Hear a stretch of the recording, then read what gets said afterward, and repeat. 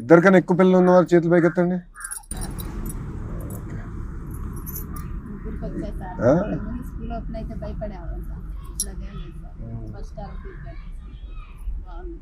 ఈసారి జూలైలో పెట్టాం తల్లి.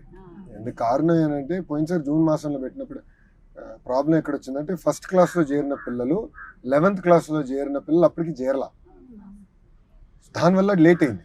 సో ఈసారి అట్ట కాదు, జూలై మాసం కల్లా అందరూ చేరిపోతారు తల్లి, ఓవరాల్ స్కూల్లో చేరిపోతారు. 99% మంది అయిపోతారు. ఒక 1% ఆగస్ట్ మాసంలో మారుతారు. అందుకే జూలై మాసంలో పెట్టాం. సో పిల్లలందరూ ఇప్పుడు తెలిసిపోతుంది మాకు సిస్టంలో ఏ పిల్లలు ఎక్కడ ఉన్నారు, ఏ స్కూల్లో ఉన్నారు అంతా అవగాహన వచ్చేస్తుంది. ఐడి ఉంటుంది కదా, అప్పార్ ఐడి, దాంతో తెలిసిపోతుంది. సో ఒకేసారి డబ్బులు వేయాలనేది ముఖ్యమంత్రి గారు ఆదేశాలు. సో 22 నుంచి 24 వేసేద్దాం. ఇప్పుడు అయిపోతుంది అది ఇంటర్. అదేమ్మా ఫస్ట్ ఇయర్ చేరిన లేట్ అయిందమ్మా, చేరే గల అదే డేటా లేదు, జూన్ కల్లా చేరరు కదా పిల్లలు, కొంచెం లేట్ అయింది.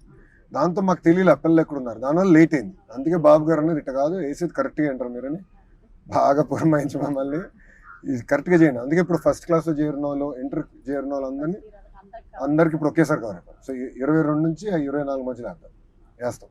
సో పేరెంట్ టీచర్ మీటింగ్ వెళ్ళే లోపల డబ్బులు పడతాయి. అదే ఆలోచన. ఎందుకంటే అమ్మా నేను పాదయాత్రలో చూశాను తల్లి, ప్రత్యేకంగా కర్నూలు జిల్లా. ఎందుకంటే వాస్తవంగా కర్నూలు పార్లమెంట్ చూస్తే తల్లి చాలా వెనకబడింది ప్రాంతం. అక్కడ పాదయాత్ర చేసిన చాలా మంది తల్లిలు కలిసారు. కలిసి వాళ్ళు ఒకటే అడిగారు, అయ్యా ఇప్పుడు డబ్బులు ఇస్తున్నారు ఒకరికి, అరువు అందరికి ఇస్తా అన్నారు, మీరు ఏం చేసినా అందరికి ఇవ్వండి. లేదంటే ఏమవుతుందంటే అమ్మాయిని ఇంట్లో పెట్టుకుని బాబుని పంపిస్తున్నాం స్కూల్కి, అమ్మాయిని ఇంట్లో పెట్టుకుంటాం బాబుని పంపిస్తున్నాం, మీరు ఇది ఒకటి చేయండి. సో అది చెప్పిన తర్వాత ఇంక ఇది ఇట్లా కాదని చెప్పి బాబు గారితో దెబ్బలాడు. లేదు అందరు చేద్దామంటే అప్పుడు బాబు గారు లేదు చేద్దాం ఈ సార్ తల్లికి వందనం అనేది ఎంతమంది పిల్లలు చదువుకున్నారంటే అంతమందికి వేయాలి అనేది మన తాపత్రయం. దాంతో మొన్న పోయిన సంవత్సరం మొదటి ఇచ్చాము, ఇంక ఈ సంవత్సరం రెండోది. ఈ గురించి ప్రతి సంవత్సరం ఇస్తేనంటే మీకు కూడా పిల్లలు చదువు కానివ్వండి. కొంతమంది ఏం చేశారంటమ్మా, నేను చూసా ప్రభుత్వ పాఠశాలకు వెళ్తున్న వాళ్ళు, నేను పుట్టపర్తిలో చూసా, తల్లికి పాప ఒకే మా భర్త చనిపోయారు, 4 పిల్లలు తల్లి. ఆమె ఏం చేసిందంటే ప్రభుత్వ పాఠశాలకు వెళ్తున్నారు కదా, సో బుక్స్ మనం ఇస్తాము, యూనిఫామ్ అని ఇస్తాము, మధ్యాహ్నం భోజనం అని పెడతాం కనుక డబ్బులు వాళ్ళ పేరు పైన ఫిక్స్డ్ డిపాజిట్ పెడతాం. ప్రతి ఏడా ఏం చేసిందంటే ఒక 3-4 వేల రూపాయలు ప్రతి బిడ్డ ఖర్చు అయినా ఒక 9 నుంచి 10,000 రూపాయలు పక్కన పెట్టి పిల్లల కోసం పెడదామని ఆమె పెట్టింది. సో ఆమె అటు పెట్టింది. కొంతమంది తల్లి అటు చేస్తున్నారు, కొంతమంది మీరు అన్నట్టు ఏంటంటే ఈ గైడ్స్కి, ట్యూషన్ కానివ్వండి, అది కూడా నోట్ బుక్స్కి. మేము కూడా పోస్ట్ లో కడతాం సార్ పిల్లలకి. దూరం అయిపోతుందని రాగాలి తల్లి కొను పడంగాలి సైకిల్ కొనుక్కోవాలనేసి డబ్బులు పడ్డ రోజే సైకిల్ కొనిచ్చుకున్నారు సార్. ఇద్దరు సైకిల్ కొనారా?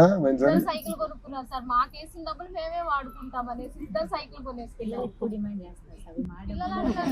అది డేంజర్, అది చాలా డేంజర్. అది వాళ్ళ డబ్బులు అనుకోకూడదు, అది మన అన్న పదం రావాలి తల్లి. ఎందుకంటే అమ్మ ఇప్పుడు ఒకటి కేవలం డబ్బులు ఇచ్చేసి చేతులు తొలుపుకోకూడదు. నేను రెండు బలంగా నమ్ముతున్నాను. ఒకటి సమాజంలో విలువలు లేకుండా పోయినాయి. అందుకే మీరు చూస్తే ప్రభుత్వ పాఠశాలలో చాగంటి కోటేశ్వర గారు రూపొందించిన నైతిక విలువలపైన పుస్తకాలు మేము ఆయనే రూపొందించింది, ఆయనే రాసి నీట్గా బుక్స్ చేసి చెప్పి ప్రతి సాటర్డే పిల్లలకు చెప్తాం. ఎందుకంటే విలువలు లేని అభివృద్ధి చెందిన భారతదేశం అభివృద్ధి చెందిన నేను నమ్ముతాను.